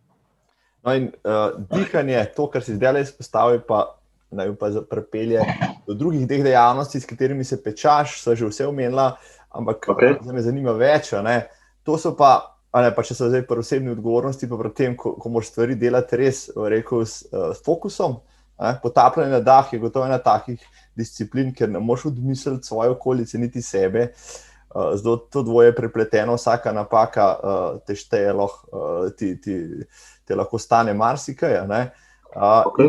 In potem tudi kopanje v hladni vodi. Ampak dajmo najprej zapnejo. Najbrž je dihanje pri apneji pa tista ključna stvar, ki jo pa tle rabiš razvijati, poleg vsega ostalega. Brez dihanja tukaj pa prav gotovo ni več. Vsekakor. Najprej ti dam samo moj laično razmišljanje, preden sem se začel z apnejo ukvarjati. In to sem tudi pozabil na začetku odgovoriti, ker sem vprašal, kjer aktivnosti sem vse počel. Seveda tudi na morju sem bil velik in več sem bil v vodi, pod vodo kot na plaži, in tudi zaradi tega imam tudi to morje. In ja, jaz sem se začel, preden sem se začel ukvarjati z apnejo, je bil moj pomislek tak, ne, če želim neko globino narediti, pa zdaj takrat, mi da se pogovarjali zdaj v globine 10 do 15 metrov, ker je bila tudi takrat zame velika globina, rabam ful zraka, rabam se ful nadihavati, ful hiperventilirati, ne, tega pač ni pri apneji. Jaz sem pri apneji spoznal, da je tam čist drugače, čist vse bolj mirno, vse fokusirano in je to, a veš, apneja Pa na drugi strani vse zunanje aktivnosti, ki jih počnem sam, a je to zdaj tek, a je to zdaj kolesarjenje itd., je v drugačnem okolju odnosa do samega sebe narejeno. Tle ni visokega pulza. Lažem, je visok puls v treningu, ko ga delamo v bazenu, težkih treningov, ampak ti greš enkrat v neko daljšo dolžino v bazenu ali pa v neko globino, tam je pa čas samo za umirjanje. Ne? In tam je recimo dan ti primer, če bi se zdaj v tem momentu rekel, ok, Gašper, pojdi na neko globino, bi se enih 10 minut, moje dihanje je bilo tako, se pravi, imel bi zelo dolg izdih, pa zelo kratek vdih. To bi pomenil, da bi izdihnil, pa zelo kratek vdih. Zakaj? Zato, da ima moje telo ves čas potrebo po vdihu. Potem pa zadnje 2 minuti, ki bi pa se rekel, ok, zdaj pa počas grem, bi naredil en globok vdih, se pravi, trebušen prepon na prsni koš, sproščen izdih. Pa to naredim enih 3 do 5 ponovitev. In zadnjih 10 sekund prej naredim maksimalen vdih, plus tega, da napakiram še nekaj zraka v pljuča in grem dol. In je ta dihanje toliko drugačno in hkrati toliko mi je odprlo nekih novih pogledov, kako lahko z dihanjem izboljšuješ, ne nazadnje seveda odnos do samega sebe, pa potem tudi performance. Ne? Seveda, ko priješ potem ven iz globine, je pa najbolj pomemben del recovery breathing, da ti čim hitreje zajame zrak, izdihneš, da dobiš zrak nazaj. Ne? In zato je parapnej toliko drugače vse in je potem ta mirnost, ne moreš razmišljati o drugih stvareh, fokusiran si na sebe, še posebej v nekih večjih globinah, ki jih recimo zdaj počasi dosegam, je tam občutek res fenomenalen, ker na nek način je vse odvisno samo od samega, oziroma v tem primeru od mene. Ne?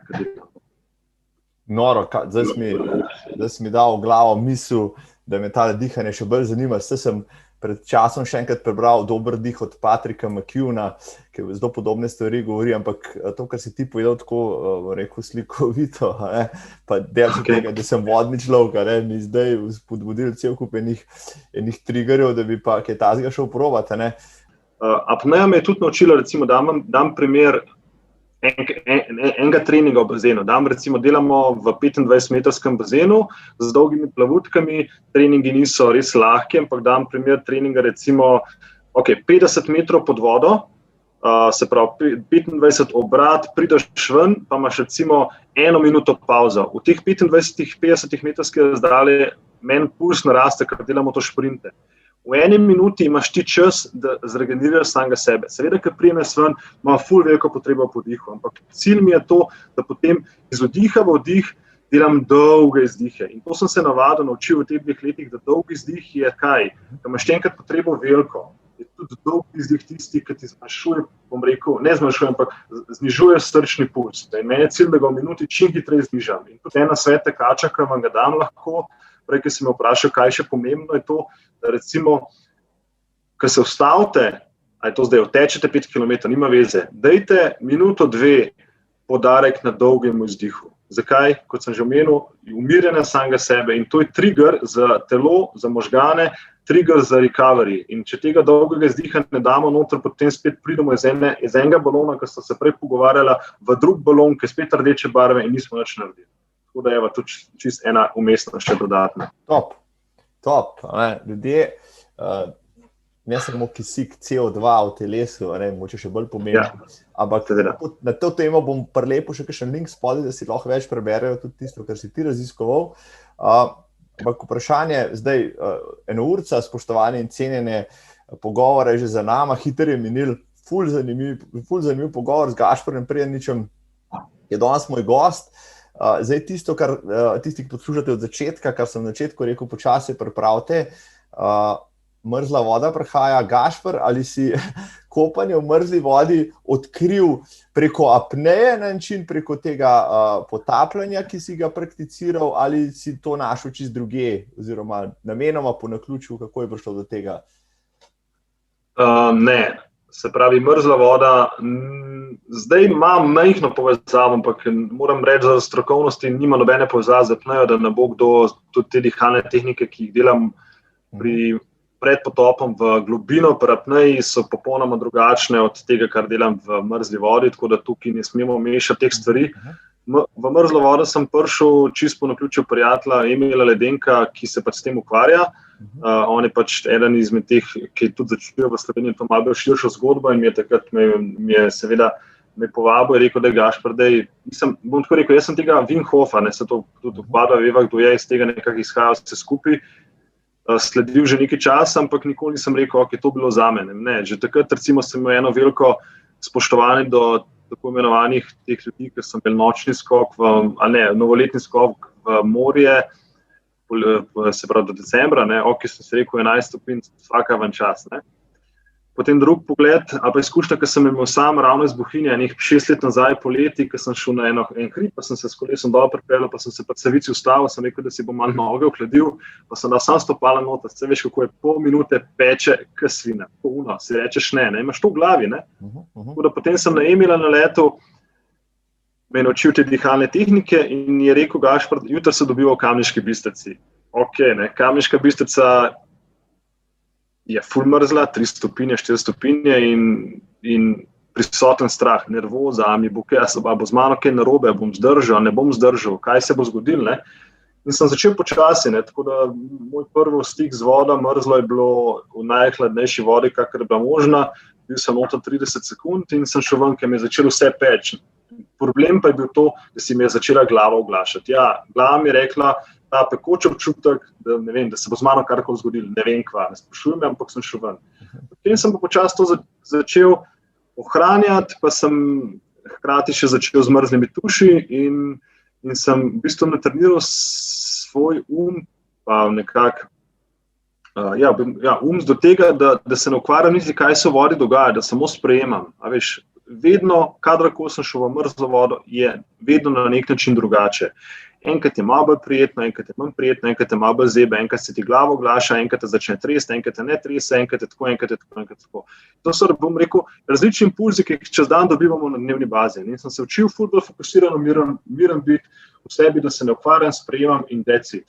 In zato mi je ta mrzla voda tako dobra in ti povem pa, da je vedno nelagodno. Če mi daš na levo stran toplo vodo, pa mrzlo vodo, valjda bom raje skočil toplo, jasno. Ker tam se ne rabiš pripravljati, tam je to in to in to. In ravno tle je pa malo več drila, pa malo več, ne bom rekel poguma, da se mora zdaj dokazovati, ampak nekaj cona obdobja, ki te daje na preizkušnjo, ali si ali pa nisi. In jaz verjamem to, da, zase osebno, lahko bi delal to en dan, lahko bi delal 3 dni ali pa en mesec, ampak sem si rekel, ne, želim to konstantno delati. In najtežji, ker večinoma to delam seveda sam, sploh v Bohinju, je to delati sam.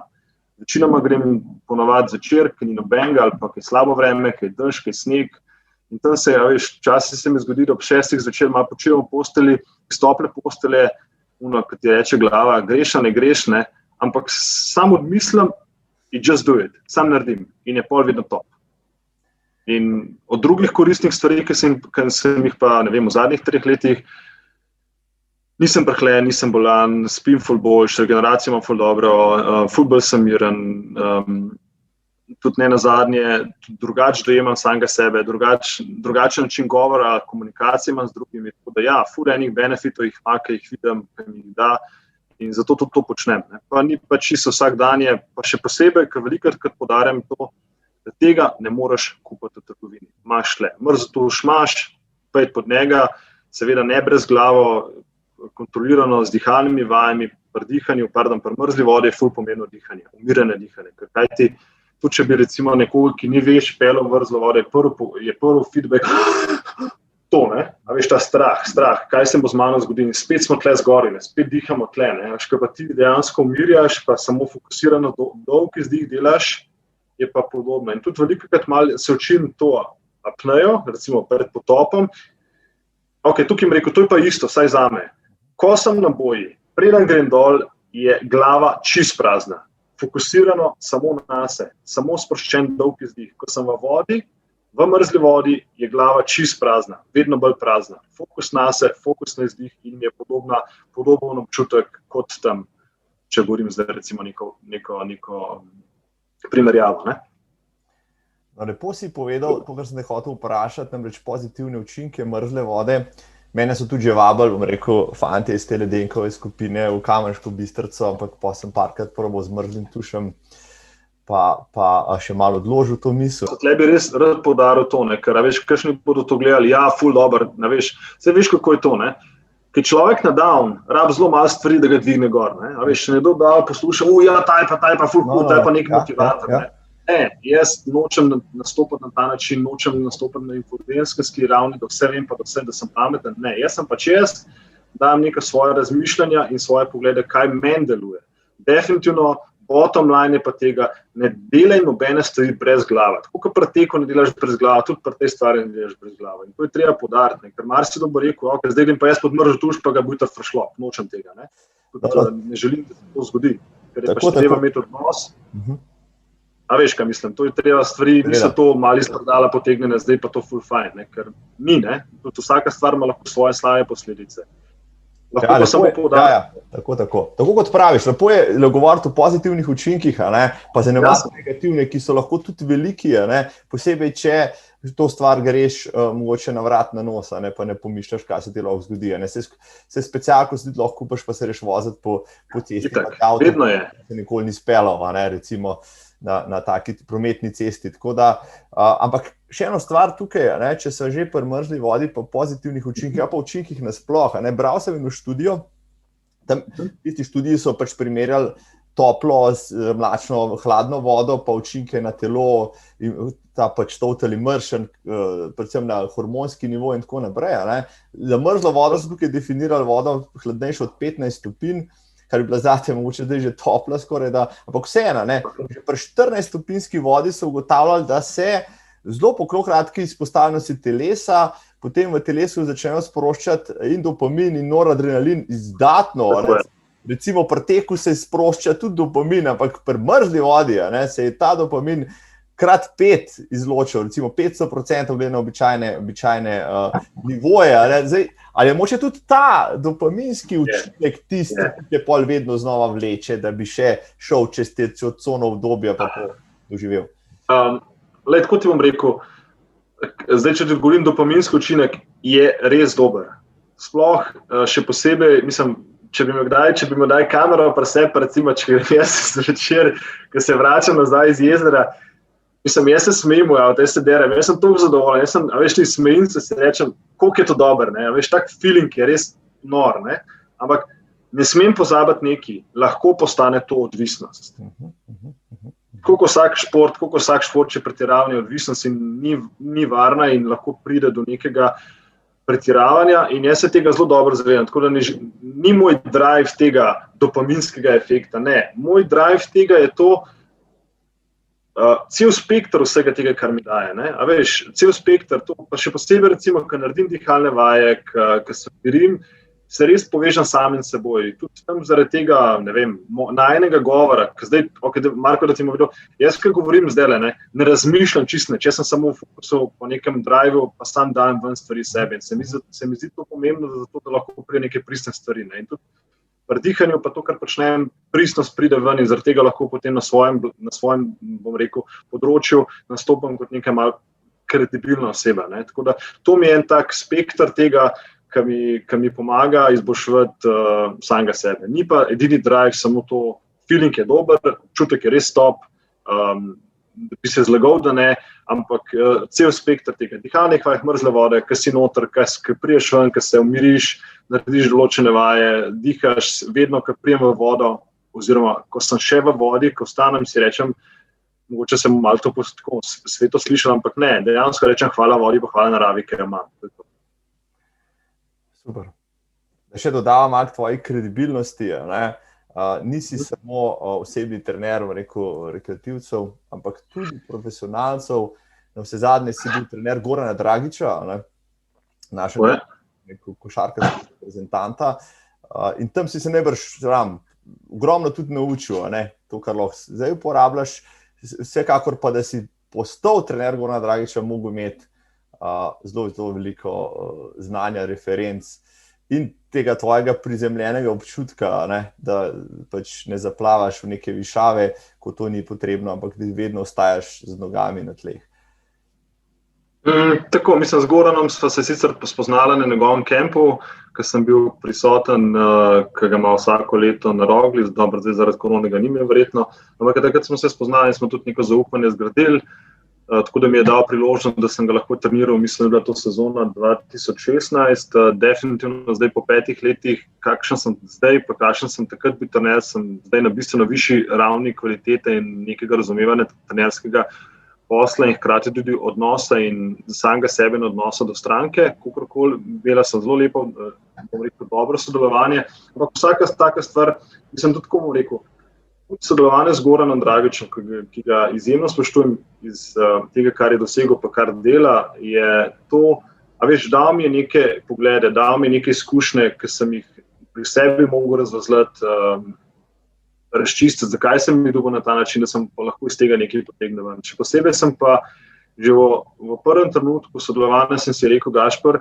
ne želim, da me kdorkoli, ali je to zdaj Goran Dragić, pa kdorkoli, ki ga bom še mogoče dal v prihodnosti od znanih imen, dvigne nad zvezde, zato ker je pač nevarno. Ti si pol enkrat tam gor, jaz sem wannabe, ne vem kva, ampak tega pač enkrat nimaš, kaj si pa polne. Jaz se mi zdi pomembno, jaz samega sebe nočem zgubiti zaradi takih, bom rekel, zvezdniških imen, ki potem lahko hitro zaplašajo neke sfere, ki niso varne, niso zdrave, pa potem pač ni to. To je moja nekak temeljna osnova tega, kar si že prej rekel.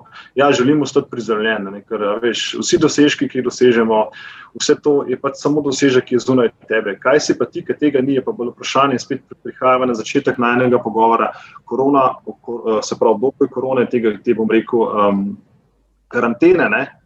Ker ni bilo nič ni bilo, samo tišina je bila. Se pravi, takrat v Bohinju ni bilo nobenega. Jaz sem šel zvelikat ob jezero, nobene žive duše. Gledaš naravo, gledaš račke, ki plavajo in se zelo hitro lahko začneš, veš, vrteti, kva sem pa sploh jaz, kdo pa sem sploh jaz, kva sem pa sploh dosegel, poti, ne vem, ena misel, sem bil trener od NBA igralca, zdaj se lahko na to palim. Ne, nočem se, cool sem, ok, that's it.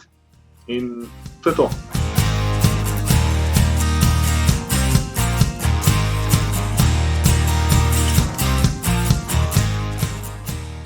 In ta pristop do tvojega razmišljanja in delovanja, se tako lepo vidiš tudi pri tvojih pogovorih, pri tvojih podcastih s temi vrhunskimi športniki, ki si jih gostil, recimo z Lukom Janežičem, Filipom Fliserjem, tam sem se še krohotal zraven, ker sta oba padla v tak dober groove.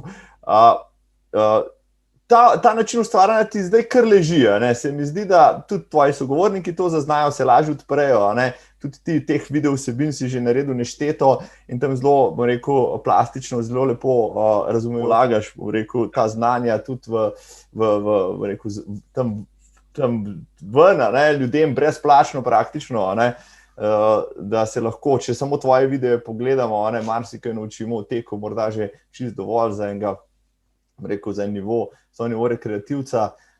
To boš najbrž še počel, si se našel v tem. Jaz mislim, da si kar talent za rekel, posebej ta način prezentacije. Misliš podcastov v tem smislu? Tako je, in rekel, video vsebin in podcastov, pogovorov, izgleda, da si najdel način tudi izražanja na ta način. Glej, tako ti rekel, Marko, jaz recimo zdaj le malo bolj začel sem se ukvarjati s trenerstvom 2010, potem sem bil v nekem okolju, ki ni bilo najbolj primerno zame, potem sem šel pa iz tega okolja, seveda stran sem ostal na točki, sem rekel, Gašper, kaj bom zdaj, In takrat mi je bilo svinjsko težko, pa neumno, pa ne vem kva, vzeti tole, pa začeti snemati samega sebe. Tako, zakaj bi to počel, Ampak po drugi strani sem pa se zavedel to, da je to nek kanal, ki je zelo dober vzvod. Če ga bom želel uporabljati. Vzvod v smislu tega, da lahko nekaj dam, vračam in bom tudi neko kredibilnost dvigujem in tudi ljudem dam dobre izkušnje, znanje in podobno. To je v bistvu neka pot, ki sem si rekel, da bom delal. Seveda, če pa pogledam zdaj skozi obdobje po zadnjih 5 let, kako se ta pot kvalitete vsebine razvijala, seveda se smem tudi samemu sebi, kaj sem takrat počenil, prav da je tako, zato ker vidim, da rastem. Je pa res, da rad snemam video vsebine, rad govorim, kakor vidiš, čeprav zdaj, kaj prekina, bo moj jezik, jaz sem ponovadi, ker sem tih, tako da, zdaj ful govorim, pa ne več. Kakor si prej omenil, brezplačnih vsebin, jih dam ogromno. V bistvu moj posel seveda živim od denarja, zdaj bi rekel, da bi se zlagal, da sem pa ne, valjda rabim denar za plačevanje svojih položnic, svojega načina življenja, ki ga imam jasno, zato pa tudi svojo ceno, ki jo imam, za katero stojim, pa vem, zakaj imam tako. Ampak po drugi strani dam pa ful stvari brezplačno, ogromno. Tako na Instagramu, Facebooku, YouTubeu, teh vsebin je veliko, časa za to gre ogromno in se velikokrat tudi vprašam, zakaj to sploh delaš? Mislim, da je 3 ure porabo za en video posnel, pa ga skupaj dal pa to. Kako si čutiš, a veš, Gaško, to je tvoja pot, lej, s tem v bistvu daješ ljudem nazaj. In to mi je tisto, kar šteje in zaradi tega tudi potem ljudje dobijo nekaj od tega, malo drugače razmišljajo in se mi zdi, da sem dosegel svoj namen in to je tudi bottom line tega, kar pač počnem.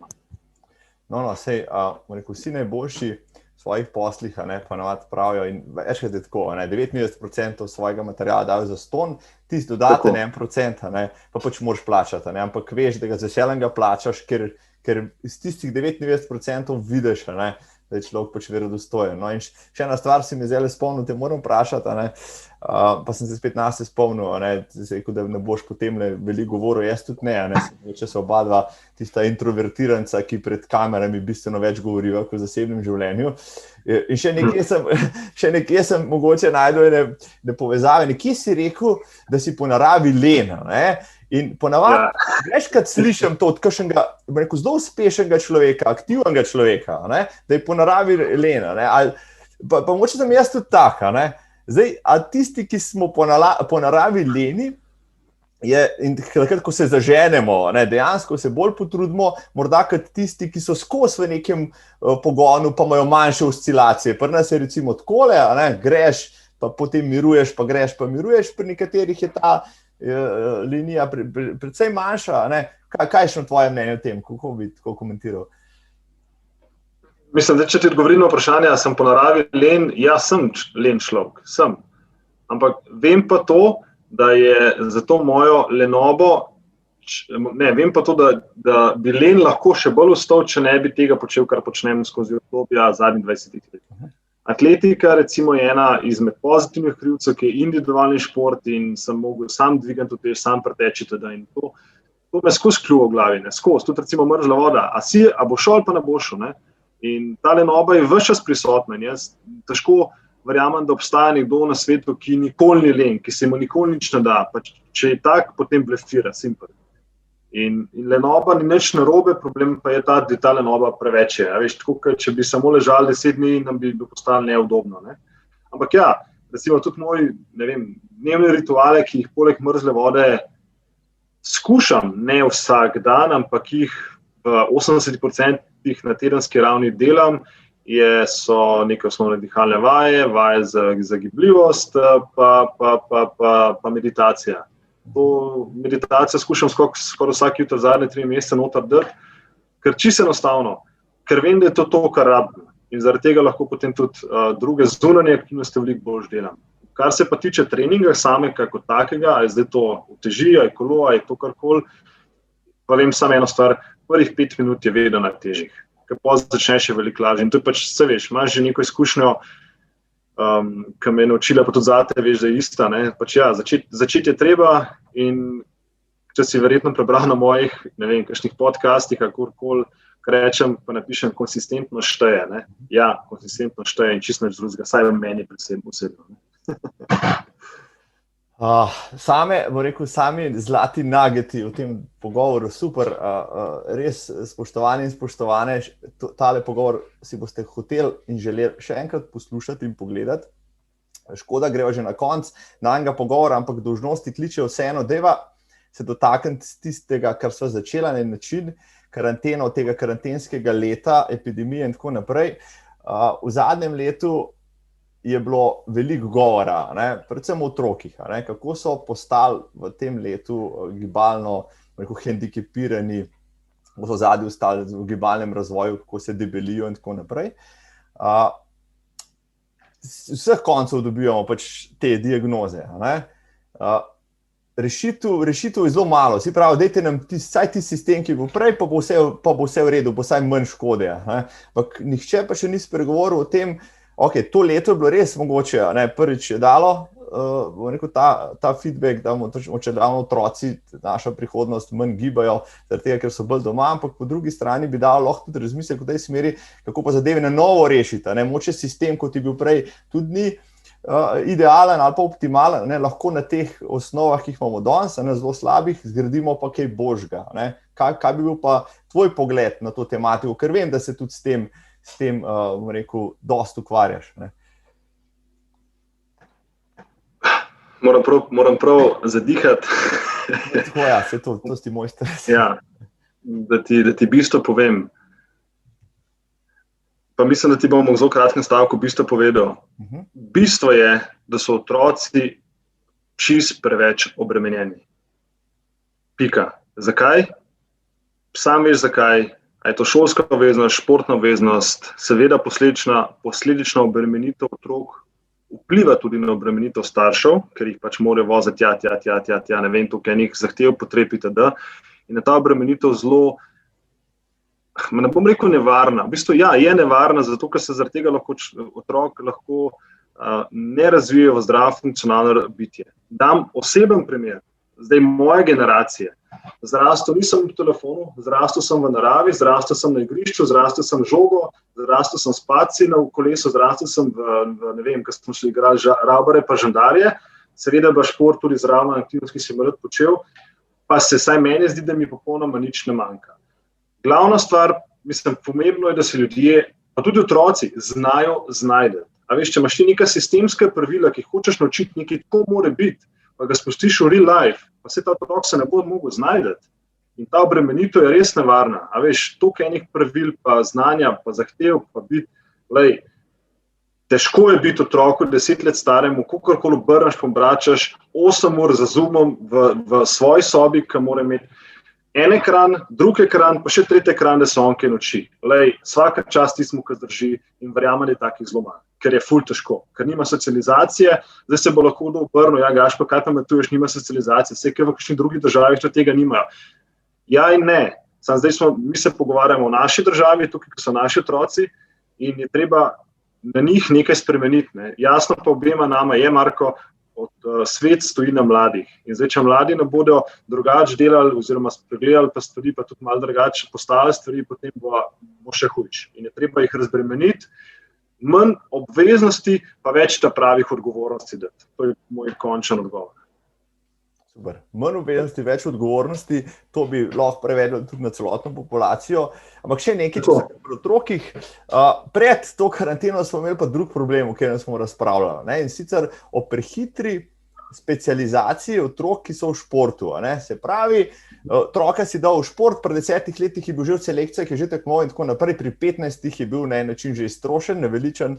In ravno v letih, ko bi mogel dejansko začeti se razvijati v odraslega, športnega gibalca, so mnogi nehali. Spet so pa istem. A veš, to je spet ta, saj ni nič čudnega, specializacija, se sliši, va? Zelo dobro. Ok, specializacija je pač en pojem v športnem žargonu, ki je more biti, ampak ne prezgodi. Zdaj, ta pojem prezgodnosti je pa seveda lahko zakaj, ne? A veš, če imaš ti vire, ki na prezgodnost vplivajo, ki so lahko mediji, radij, televizija, potem imaš vzorniki, jaz bi bil rekel, ne vem, ta nogometaš, otrok bi to videl, pa to še starši vidijo, itd. Ga dajo v nek klub in pol to vse pol na koncu vprašanje, ne Marko, ne? Kdo zdaj trenira, otroka starš, ne? Ponavadi starši trenirajo noter, ne? To je spet druga zgodba. Žal, včasih sem, kakorkoli mi je ime Gašper, pa sem prijazen po dobro srce, sem tudi grozni Gašper, ki je brez dlake na jeziku, ki pač povem, kaj si mislim. Ja, izkušnja je taka, da včasih prevečkrat starši igrajo nogomet na mesto otrok. Pusti otroka, da igra, pa tudi če pada, pa tudi če ne da gola, pa tudi na nek način trenerji, bi se mi zdaj, mislim, da ne vsi, ampak nekateri bi mogli malo bolj mehko delati, pa malo bolj začeti poslušati otroke, kaj se z njimi dogaja, ker lahko, da je otrok utrujen, pa ni nujno zaradi tega, ker bo rekel trener, danes pa ne more trenirati, da bo zaradi tega pač sedel na nadaljnjih 10 tekem na klopi, mogoče pač povedal, da je utrujen, zakaj, ker je mogoče slabo spal, ali pa celo mogoče ima kakšne družinske težave, pa se ne upa spregovoriti. To so stvari, ki jih ne vidijo. Ne?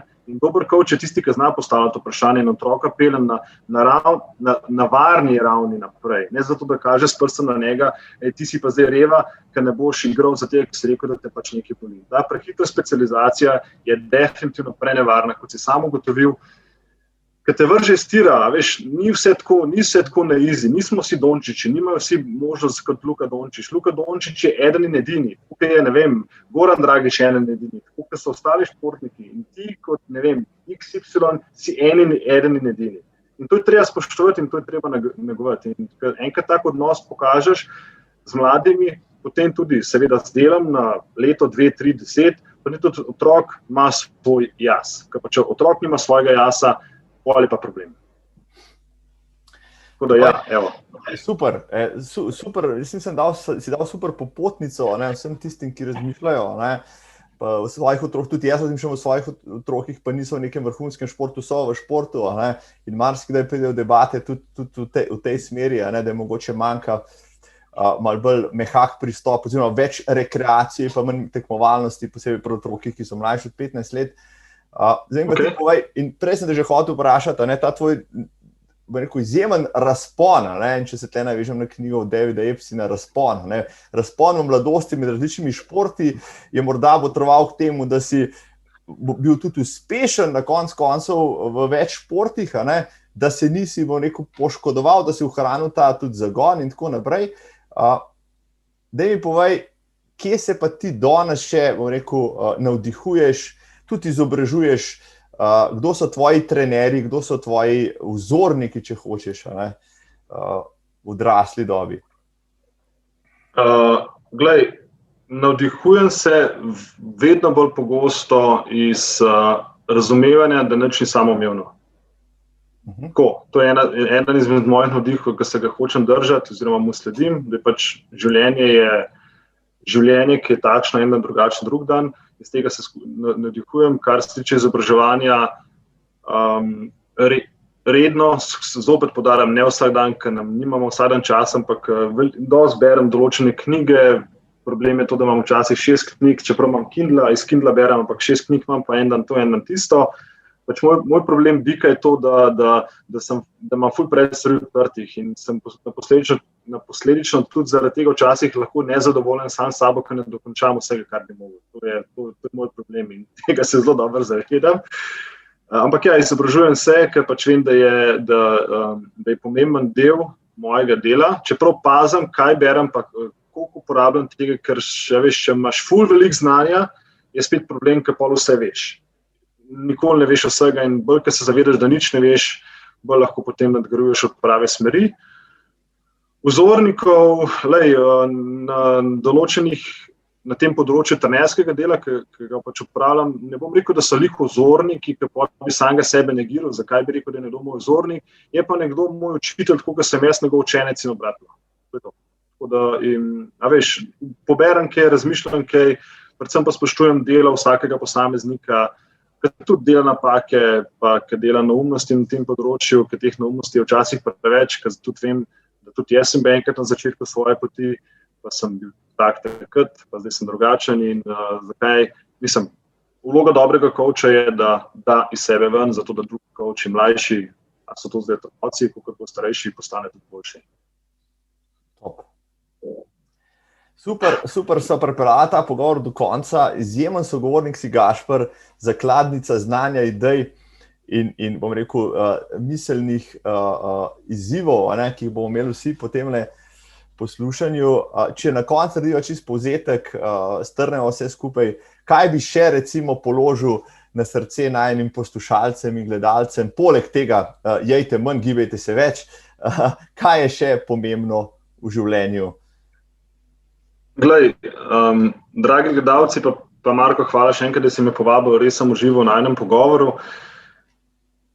Izpostavil bi to, ne izgubi svojega lastnega pogleda nase, pa ne izgubi samega sebe. Ker enkrat samega sebe izgubiš, potem izgubiš tudi kompas, pa začneš delati stvari ali pa aktivnosti, ki so lahko nezdrave, škodujejo in če jih delaš prepogosto, pride do problemov. vse izhaja samega sebe. Tudi tisti, ki me boste recimo gledali, pa boste rekli, Gašper je pa in sploh pa super, pa ne vem kaj, probajte me gledati kot navadno človeško bitje, ki pač ima svoje probleme, ki ima svoje težave, ki se zaveda, ne vem, ki je tudi dal nekaj skozi svojo lastno kožo čez, ki ne jemlje samoumevno stvari in boste tudi veliko lažje potem samega sebe najdu v tej zgodbi, mogoče bom tako rekel. Ker bi bilo zelo grdo od mene, da bi zdaj rekel, da bi bil vsaj dan smejan, pa tudi takrat, ko bi nekaj skrival. Ne, pač sprejmem to. Vsi imamo svoje dneve, vsi se slabo počutimo, vsi imamo svoje včasih slabo voljo, pa negativnost, pa kaj so še rekla prej, pomagaj mi, lenobo, ker sem pač nekaj ne da. Jasno je, ampak ne kazati s prstom na se, ne se jeziti, ne se v bistvu škodovati samemu sebi, pride, sprejmi, pa to tudi gre. Tako da to je nekako moje glavno sporočilo. Pride, sprejmi in to tudi gre na katerem koli področju. Kaj enkrat to malo razumemo, potem tudi tek postane večji žit. Drago poslušalstvo, tole je bil Gašper Predanič, odličen pogovor je bil tole. Gašper, res ti hvala za tvoj doprinos, za tvoj čas. Jaz sem tudi užival, upam, da to spet v kratkem ponoviva. No? Jaz imam tukaj še cel kup enih istočnic. Z veseljem te še povabim, drago občestvo, vi lahko tole všečkate, ne lahko morate všečkate, delite se, naročite, lahko donirate. Hvala že naprej vsem. Gašper, jaz ti pa želim še uspešen dan, navdihuj sebe in nas še naprej in ostani tako zagret za gibanje in življenje. Marko, hvala lepa. Res, kot sem rekel, užival sem, da nisem jaz postavil vprašanj, ampak da je nekdo drug vodil mene. Na začetku sem rekla, nisem imel vprašanj in je tudi veliko boljš, tako da bom vsekakor delal to, kar delam na tej ravni, ki jo delam, pa hvala ti še enkrat, pa hvala poslušalcem, ki boste še pogledali, stisnite like, verjamem, da je Marko postavil dobro vprašanje, da sem jaz lahko odgovoril dobre odgovore. Hvala in lepo se imejte. Čau. Hvala, čau. Sledite tudi Gašperju, dal bom vse linke spodaj, poslušajte tudi njegove podcaste, veliko novega se boste naučili, tako da hvala, srečno, živijo. Lepo se imejte, čau. Čau.